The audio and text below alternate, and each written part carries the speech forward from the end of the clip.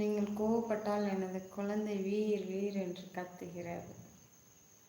சரி, உங்க குழந்தைக்காக நான் கோவப்படலை. ஓகேவா?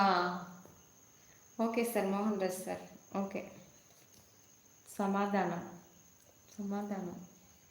சரி சரி, கோபம் வேண்டாம். Mohanraj super comedy.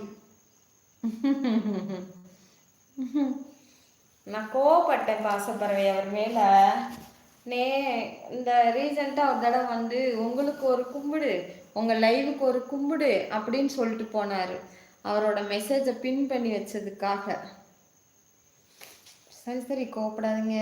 எங்கள் வீட்டில் ஆஹா, இப்போதான் இவர் நக்கல் பண்ணுறாரு பாசப்பறவை.